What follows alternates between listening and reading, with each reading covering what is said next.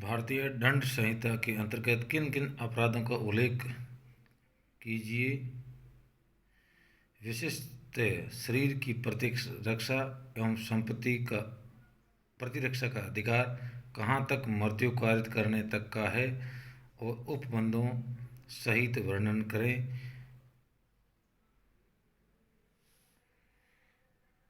उत्तर है, किसी व्यक्ति द्वारा किया गया कार्य अपराध की श्रेणी में होते हुए भी कुछ परिस्थितियां ऐसी होती हैं जिसके कारण अपराध नहीं माना जाता है। आपराधिक कार्यों को सामान्य अपराधों के अंतर्गत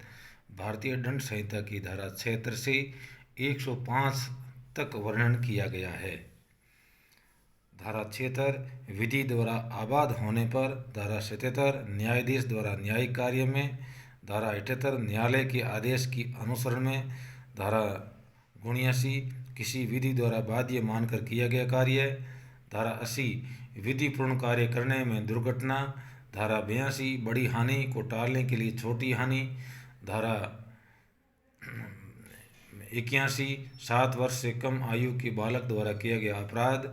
धारा 83 7 वर्ष से ऊपर किंतु 12 वर्ष से कम अपरिपक्व बालक द्वारा किया गया कार्य, धारा 84 विकृत चित्त व्यक्ति द्वारा किया गया कार्य, धारा 85 इच्छा के विरुद्ध नशे में किया गया कार्य, धारा 86 नशे में किया गया कार्य अपराध का ज्ञान न होना, धारा 87 सहमति से किया गया कार्य बॉक्सिंग जिसमें मृत्यु या घोर उपाधि संभावना हो, धारा 88 किसी व्यक्ति के फायदे के लिए किया गया सहमति से सद्भावनापूर्वक किया गया कार्य, धारा 89 संरक्षक द्वारा किसी शिशु या पालन मंद बुद्धि के फायदे के लिए किया गया कार्य, धारा 90 यदि सहमति भय या भ्रम या विकृत चित्त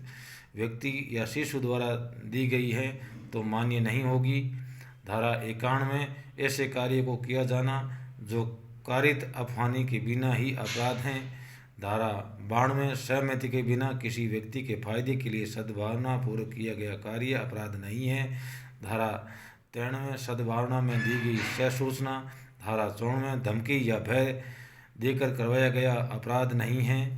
कुछ धारा 95 कुछ अपहानि करने वाला कार्य, धारा 96 प्राइवेट प्रतिरक्षा में किया गया कार्य अपराध नहीं है, धारा 97 शरीर व संपत्ति की प्राइवेट प्रतिरक्षा का अधिकार, धारा 99 के प्रतिबंध के अलावा, धारा 98 विकृत चित्त व्यक्ति द्वारा कार्य के विरुद्ध प्राइवेट प्रतिरक्षा का अधिकार, धारा 99 जिसके विरुद्ध प्राइवेट प्रतिरक्षा का अधिकार नहीं है, लोक सेवक द्वारा किया गया कार्य जो सद्भावनापूर्वक किया जाए, लोक सेवक के निर्देशन में सद्भावनापूर्वक किया गया कार्य और लोक प्राधिकारी की सहायता प्राप्त करने का पूर्ण समय हो। बादंस की धारा 100 शरीर की प्राइवेट प्रतिरक्षा का अधिकार विस्तार मृत्यु कारित करने तक का होता है। हमला जिसका परिणाम मृत्यु हो, हमला जिसका परिणाम घोर उपत्ति हो, बलात्संग अप्राकृतिक मैथुन अपहरण यफरण सदोष प्रतिरोध। बादंस की भारतीय दंड संहिता की धारा 101 कब ऐसे अधिकार का विस्तार मृत्यु से भिन्न अपहानि तक का होता है। धारा 102 सीआरपीसी शरीर की प्राइवेट प्रतिरक्षा का अधिकार कब प्रारंभ होता है और कब तक बना रहता है। धारा 103 संपत्ति की प्राइवेट प्रतिरक्षा का अधिकार कब मृत्यु कारित करने तक का होता है। लूट रात्रि गृह भेदन अग्नि द्वारा रिष्टि चोरी रिष्टि वगैरह अत्याचार। धारा 104 सीआरपीसी मृत्यु से भिन्न अपहानि तक का अधिकार। धारा 105 संपत्ति के प्राइवेट प्रतिरक्षा के अधिकार कब प्रारंभ होता है और कब तक समाप्त होता है। धारा 106 घातक हमले के विरुद्ध प्राइवेट प्रतिरक्षा का अधिकार जब निर्देश व्यक्ति की अपहानि या जोखिम हो। शरीर की प्राइवेट प्रतिरक्षा का अधिकार मृत्यु कारित करने तक का कब होगा। शरीर की प्राइवेट प्रतिरक्षा का अधिकार धारा 99 के निर्णयों सीआरपीसी की धारा 99 के निर्बंधों के आधार अधीन रहते हुए हमलावर की मृत्यु या अपमानित करने तक का है जिसकी परिस्थितियां निम्न हैं। ऐसा हमला जिससे मृत्यु होने की पूर्ण आशंका हो, ऐसा हमला जिससे घोर उपत्ति होने की पूर्ण आशंका हो, या बलात्संग के लिए किया गया हमला या अप्राकृतिक मैथुन के लिए किया गया हमला, अपहरण यफरण के लिए किया गया हमला, सदोष प्रतिरोध के लिए किया गया हमला। भारतीय दंड संहिता की धारा 101 आवश्यकता प्रतिरक्षा के अधिकार में अपहानि करने तक का मृत्युकरण करने का अधिकार नहीं है।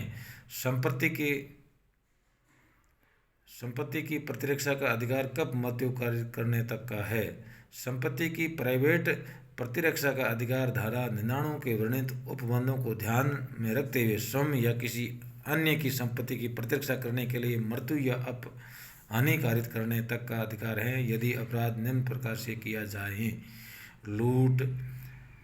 रात्रि गृह भेदन, अग्नि द्वारा रिष्टि, चोरी, रिष्टि और गृह अत्याचार। फिर भी ये मैंने मेरे आम बोलचाल के हिसाब से आपको बताया है, और यदि आप इससे सहमत नहीं हैं तो कमेंट ज़रूर करें। सुझाव आपका मान्य है।